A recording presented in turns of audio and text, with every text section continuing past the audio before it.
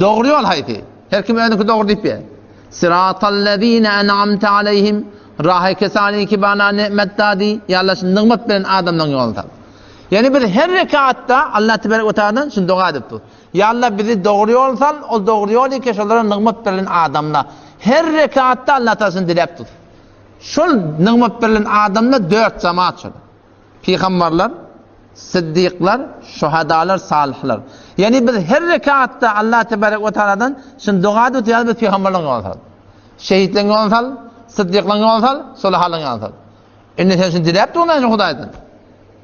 Senin Hudaya var olacak da peygambere var mı? Peygambere mi söyleyecek var ya? Takılı olacak var. O tomoşa. Ki uca kim tomoşa tapmış? Yani enan atan. Niyet ben ganimet bulsa baba ben peygambere mi diyecek? Şöyle alhamda dua ettin ya Allah bizi peygamberlerin yoluna sal.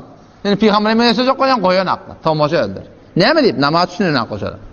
Şöyle la ilahe illallah Muhammed Resulullah'ı düşünmeneydik diye.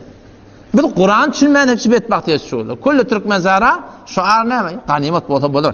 Beter qattiq bermelidir. Dost olan söyle ne mi? Hanid bolur. Hanid iyi rakibi. Hanid. Şu hanid bilen bariya Hasan gideceğini bildi.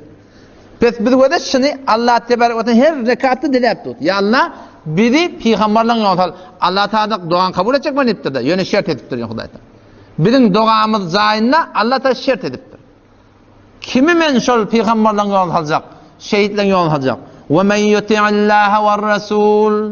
Her kimi ki meni Allah bilen peygamber meğra olsa, fe ulaike peşolur ma'allezine na'amallahu aleyhim. Allah'ın nimet bilen adamlar bilen olacak. Sıratallezine en'amte aleyhim. Yani nimet bilen adamların yolunu alacağında. Fe ulaike ma'allezine en'amallahu aleyhim. Allah'ın nimet bilen adamlar bilen olacak. Minen nebiyyin peygamberler ve siddiqin ve şuhada ve salihin. Her rekatta biz dilep Allah da Kur'an şerh koyattır. Men her kime vermeyen bunu diye.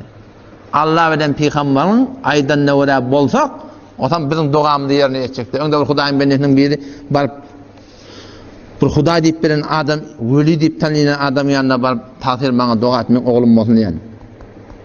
O da isi zaman dua ettir diye. Ya Allah sana bir gülür yüzü bir ayalda oğul verdi.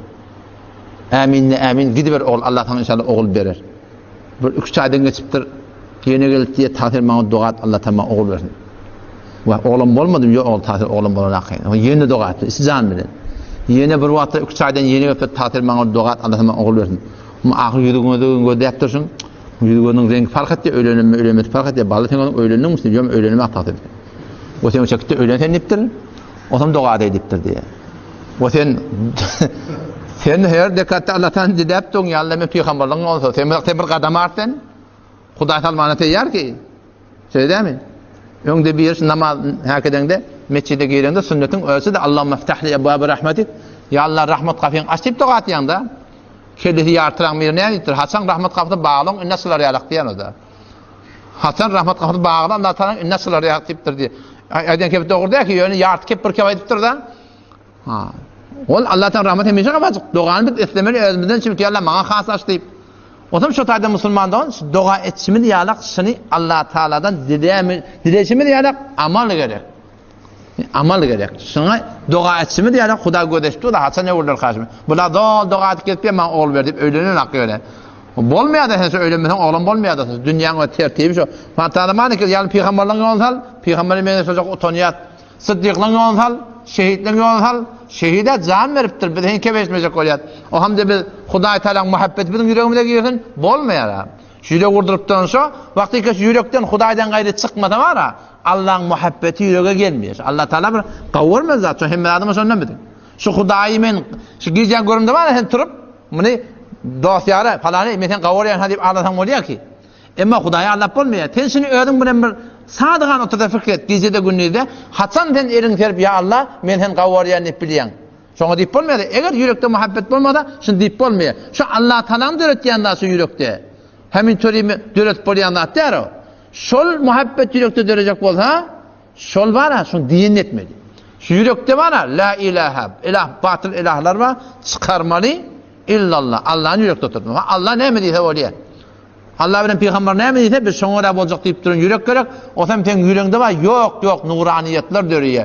Ýüzü gözüňe şoň çykman ornamanydyr.